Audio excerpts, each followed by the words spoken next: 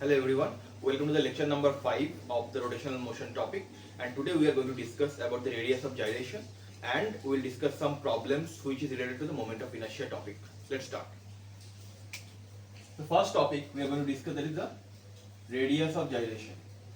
Radius of gyration. Radius of gyration is an imaginary radius. If we replace a body with a point mass and it is creating the same moment of inertia that the distributed mass body was creating, that radius is called the radius of gyration. Suppose this is a body of mass m which is having distributed mass. Mass is distributed all over the body, and there is an axis which is passing through the center of mass of this body, and with respect to this axis of rotation, the moment of inertia is suppose k into mr square. Suppose. Now, if I replace this body with a point mass, keeping the axis same, if I replace this body with a point mass having the same amount of mass at distance rg, then what will be the moment of inertia with respect to this axis of rotation? M into rg square. The concept of radius of gyration is, if I replace this body with a point mass having the same amount of mass, keeping at rg distance from the axis of rotation, it will create the same amount of moment of inertia it was creating initially. Now, suppose k into mr square was the previous moment of inertia with respect to the axis. Then, if I replace this with the point mass m, the moment of inertia is becoming m into rg square, because for a point mass, the moment of inertia is the mass into the distance from the axis, that is square. So then rg will become root over of k into r square, then r will come outside, so r root k, that is the radius of gyration. Now let us see this with an example. Now suppose there is a disc of mass m and radius r, and it is rotating with respect to this axis, z axis, suppose. Now what will be the radius of gyration of this disc? What is the moment of inertia of this disc with respect to this axis of rotation? Half of m into r square. Now I am replacing this disc with a point mass, keeping it at the radius of gyration distance. That is the concept of radius of gyration. So the axis will be same, z axis, and it is rotating like this, and I am keeping the same amount of point mass at distance of rg, that is the radius of gyration distance. So it will create the same amount of moment of inertia. Now what is the moment of inertia of this point mass with respect to this axis of rotation? M into rg square, mass into distance square. So what is the actual radius of gyration distance? We are going to equate this with the initial moment of inertia, and we are going to get the radius of gyration, that is r by root 2. So for a disc, the radius of gyration is r by root 2. Now, if I tell that, okay, instead of this disc, I am having one ring which is having mass m. With respect to the center of mass, we are interested about the rotational property of this ring, and what is then I? M into r square. Now if I replace this with the point mass also, see, and we are keeping this at the distance rg from the axis, then the moment of inertia is m into rg square. So then rg is becoming r only. So see, for a disc it is r by root 2, and for a ring the radius of gyration is r only. So that means this is an idea, the radius of gyration is an idea that how much mass is distributed away from the axis of rotation.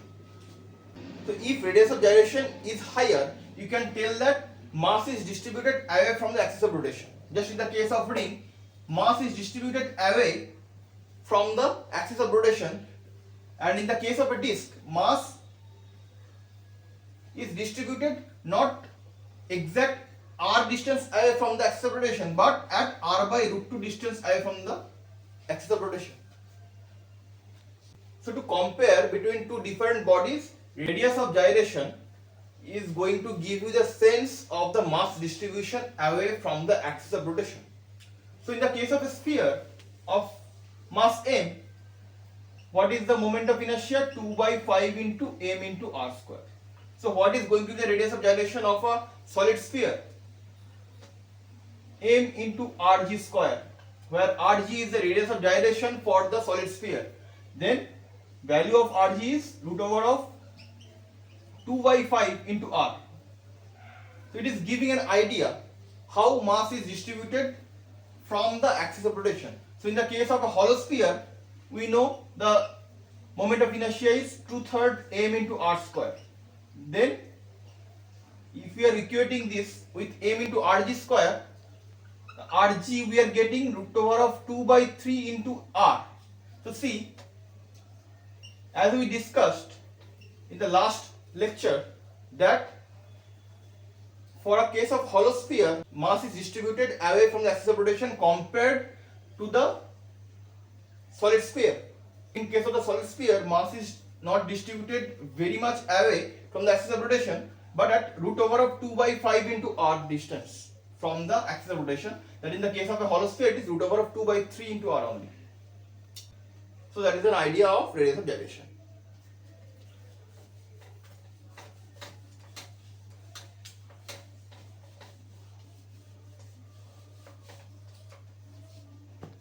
Now let's solve some problem of the moment of inertia topic.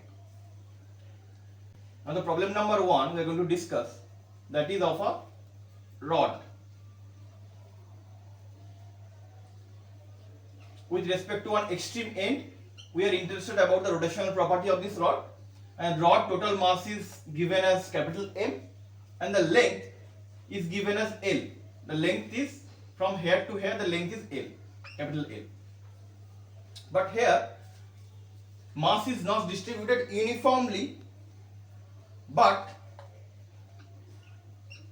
lambda, that is the linear mass density, that is varying with x. If this is the x-axis, it is varying with x. So lambda is given as lambda naught into x. It is given.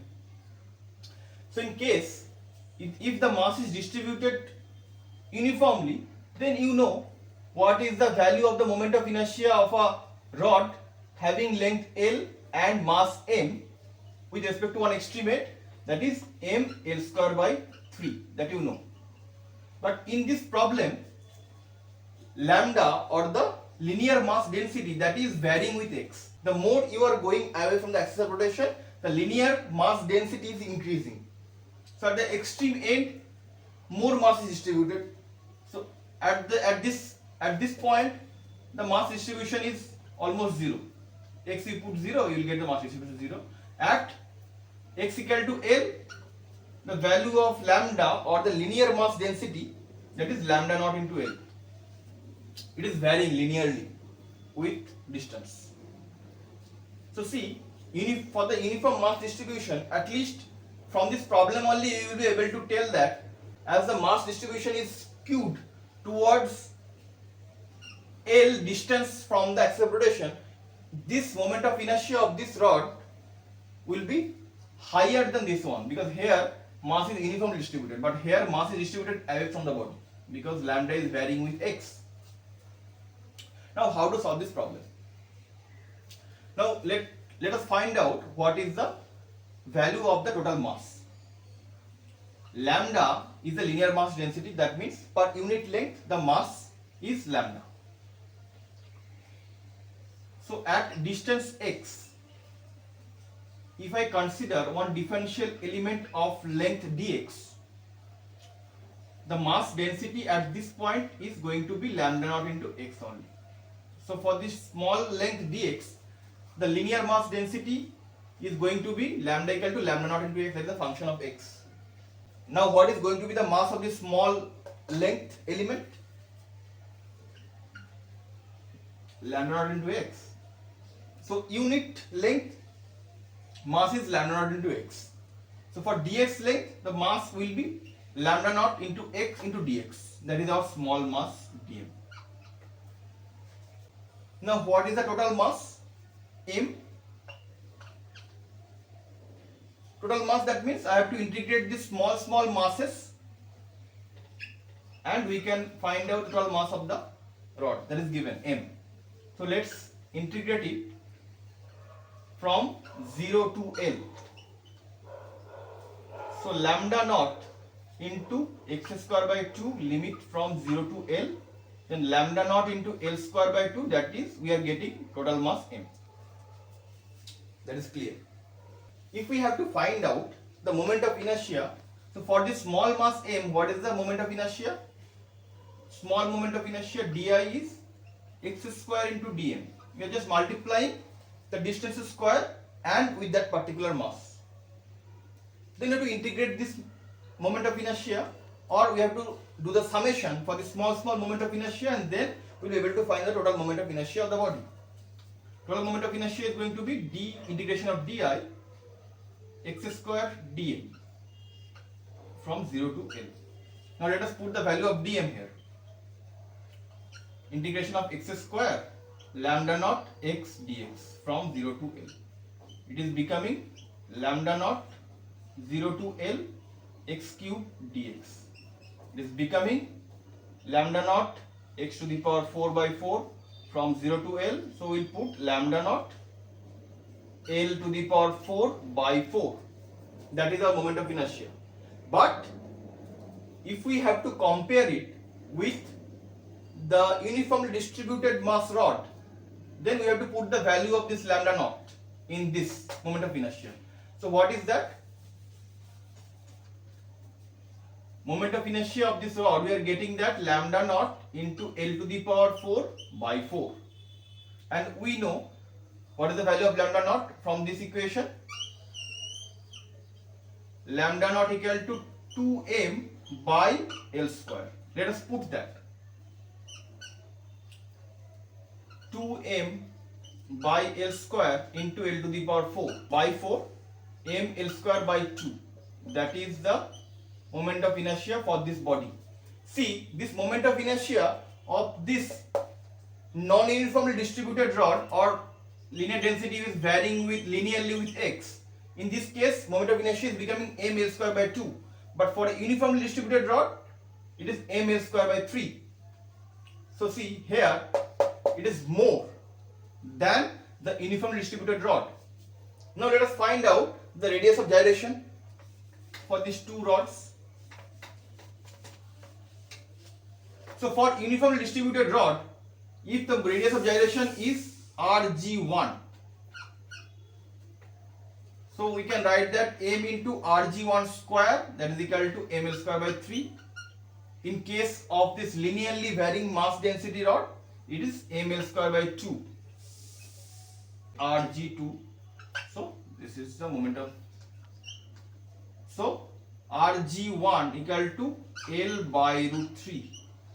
In the case of the non-uniform distributed rod or the linear density is varying linearly with x, for this case radius of gyration is becoming L by root 2. So which one is larger?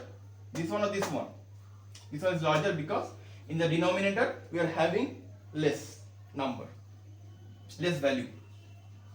So see, in this case you can easily tell that for this rod the mass is distributed away from the axis of rotation, and in this case it is mass is distributed not that much far away from the axis of rotation, but it is distributed little bit this side. So maybe we can assume that okay, at this point is L by root 3, and from this non-uniform distributed rod it is L by root 2.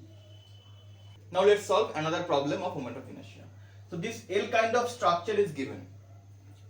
This L kind of structure is made by fusing two rods of length L and mass m.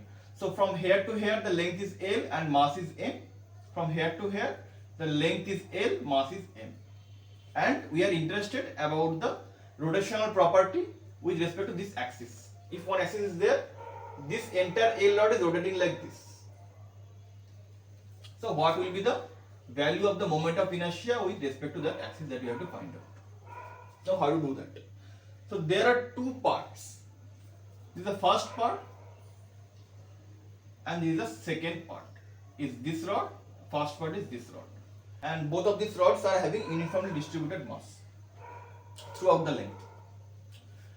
Now for this part 1 rod, what is the moment of inertia? I1 with respect to one extreme end. What we know? Moment of inertia of a uniformly distributed rod with respect to one end is ml square by 3. So I1 is m into L square by 3. Now what is going to be the moment of inertia for this part with respect to this axis? So see, this m part, while it is rotating with respect to this axis, it is always maintaining the same amount of distance L from the axis of rotation. So we can tell that if we do the summation of all these small masses, those all masses are rotating with respect to this axis, keeping the distance L always constant from the axis of rotation.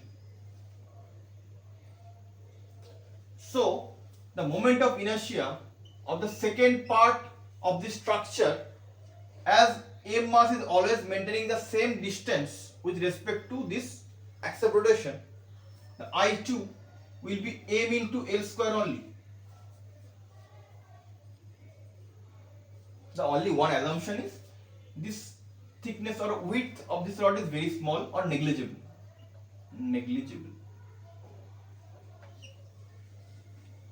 So total moment of inertia is summation of these two moment of inertias.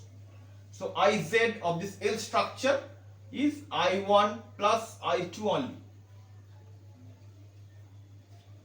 That is m into L square by 3 plus mL square, that is 4/3 of m into L square. Now why we are able to write this one?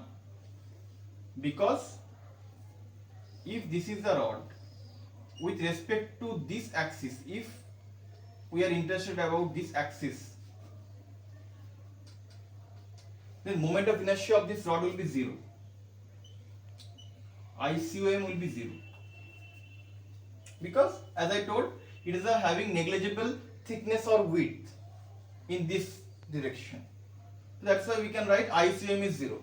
Now from the parallel axis theorem, you know that if I shift the axis to this z axis by amount of L, here in this case we are shifting the axis from center of mass by amount of L, then what will be the moment of inertia with respect to this axis? Iz is equal to ICOM. So for this second part of this rod, I am discussing total mass into the distance it is shifted square. So as ICM is 0, we are able to write it is ml square only. That is why we are writing ml square. And total moment of inertia of this structure with respect to this axis is 4/3 of ml square. That is our answer.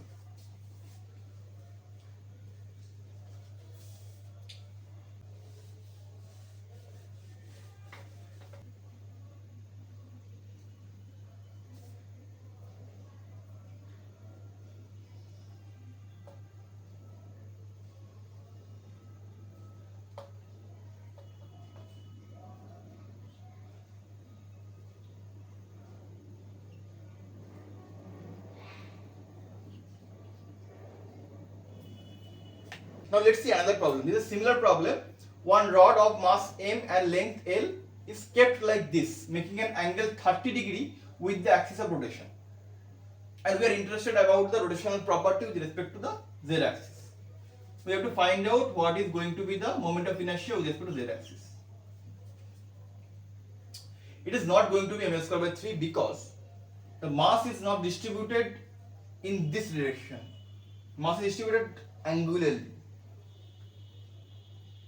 So definitely the mass is distributed not like this,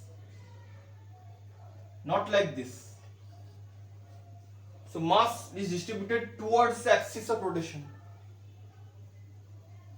So the moment of inertia, that will be definitely be less than ml square by 3, because ml square by 3 means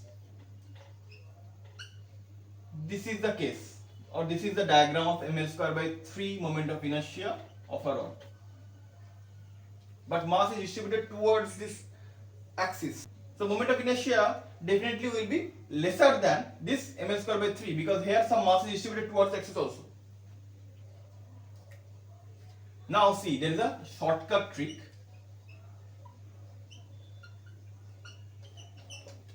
Shortcut is, what is going to be the effective length of this rod? The effective length of this rod is this one. This one only.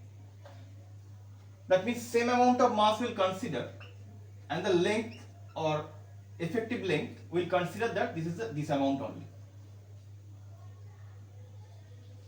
So what is the effective length? So from this right angle triangle, you can easily tell that effective length is going to be L sine theta.